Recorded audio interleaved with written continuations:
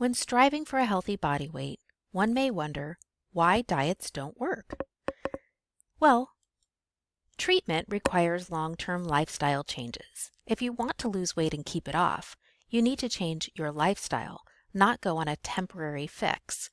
So a reduction of calories must be permanent. It cannot be temporary. Otherwise, when you consume more calories, you gain the weight back. Many dieters are misdirected. They get a book or read a website and they have unrealistic weight expectations. They feel like their weight should be a certain number on the scale instead of focusing on their overall fat loss. Rapid weight loss negatively impacts body composition, and I'll go over that in this lecture. And they're often more concerned about weight than health. Yes, I'm sure you've all heard of those diets where you're drinking just liquid for days and losing weight quickly, or drinking something with cayenne pepper in it, or taking pills. All of those things are temporary changes and won't lead to permanent weight loss. So let's take a look at our body composition. Men and women both have about the same amount of body water. Of course, body water is stored in your cells, not just in a storage tank. We store more water in our protein tissue or our muscle tissue than our fat. Protein tissue is about 73% water, and fat is about 20% water. So anytime you're shifting your body contents, your weight is going down on the scale. Think about, what is it? Is it water? Is it fat? Is it protein? So it takes 3,500 calories to produce 1 pound of body fat. That means you need to consume an excess of 3,500 calories to produce that pound of fat. If you want to lose that weight, that means you need to consume 500 fewer calories per day to lose 1 pound of fat per week. Why do I use 1 pound of fat per week? Why not more? Because creating a 500 calorie deficit is not easy. Remember, you still need calories each day. So you want to create a deficit of those calories for your body to burn fat. Therefore, slow and steady weight loss is more effective because it would be difficult to lose more fat than that per day or per week. Let's do the math. To lose 1 pound, you must create a deficit of 2,700 to 3,500 calories. And doing the math, you can look at my equation below. To lose 1 pound a week for 7 days, try cutting back on your calorie intake and increasing your physical activity so you create that deficit of 500 calories a day. If you did that for 7 days a week, you would lose or create a deficit of 3,500 calories, losing 1 pound of fat per week. It would be difficult to consume 500 fewer or exercise 500 more calories a day. It takes about an hour of pretty intense exercise to burn 500 calories. And if you aren't exercising now, doing more than an hour of exercise would prove to be quite difficult. So if you're creating this deficit, you have to realize that until you create the 3,500 calorie deficit, you're not really losing fat. So when you lose weight, is it mostly fat? Sadly, not. Let's look at our storage components of energy. We've got liver and muscle glycogen stores and body fat stores. And when we're not eating, we're burning those two fuels, glucose and fatty acids, for energy. That seems like a fairly simple process, right? However, realize that muscle tissue contains a large percentage of water. Therefore, if you're losing a lot of glycogen, you're also losing water in your body. So when you lose weight, is it mostly fat? No.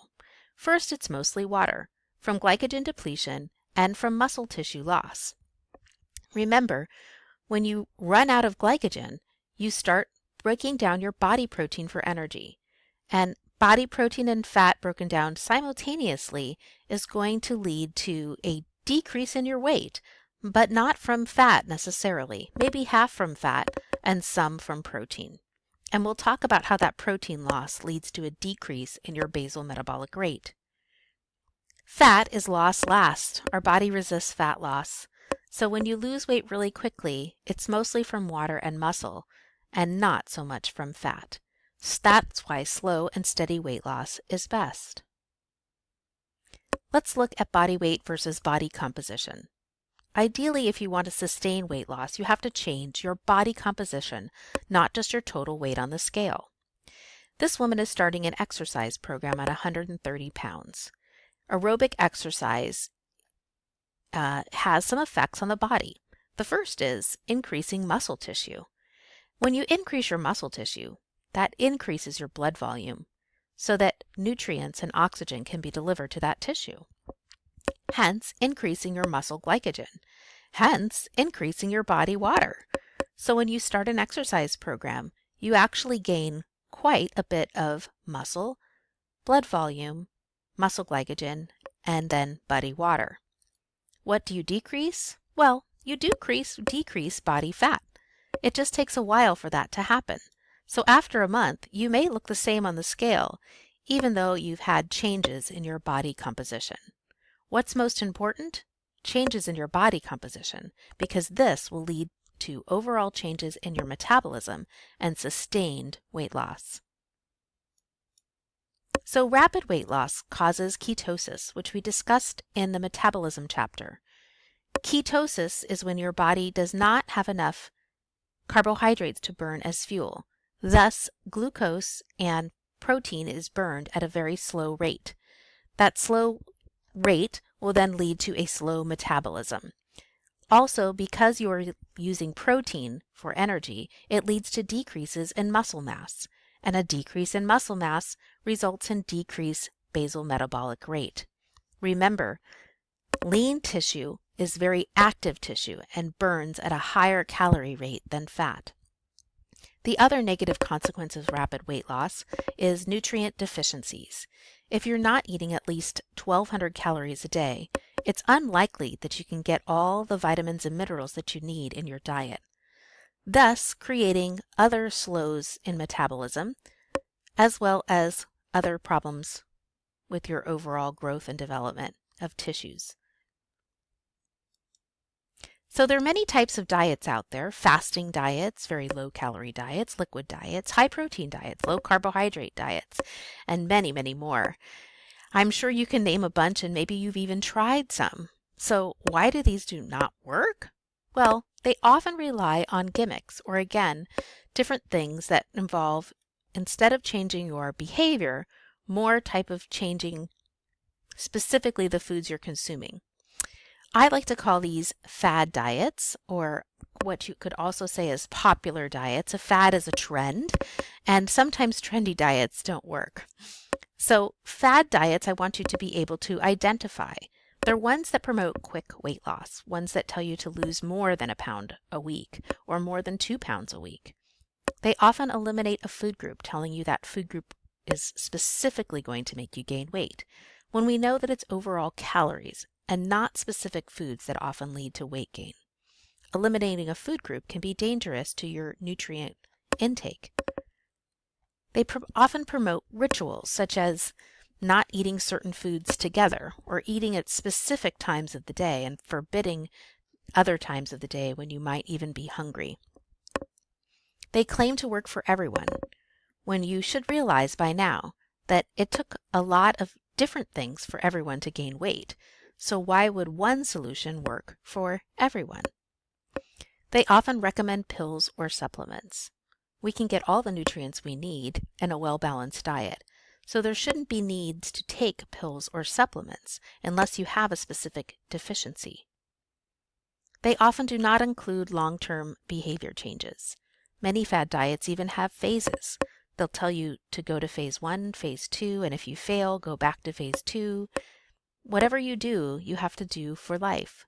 So this again doesn't lead to the idea of permanent changes. They often do not promote activity, and really leading a healthy lifestyle involves not just what we consume, but also our output or our activity. They're often critical of scientific advice, telling you that the scientists are all wrong, but they're right. They have the solution. And testimonials are used as evidence. They like to show stars who've lost a lot of weight saying, if I can do it, you can too. but those stars are paid specifically to lose weight. If you were paid to stay home and lose weight, couldn't you do it? I bet you could. So what is the key to weight control? Well, controlling energy intake, performing physical activity, and changing your behaviors. I like to think of this as the weight control triad. It's not just for weight loss, but it could be for weight gain or maintenance. We constantly need to adjust these three elements of our lifestyle, and if we change our behaviors, we can then control our intake and our exercise.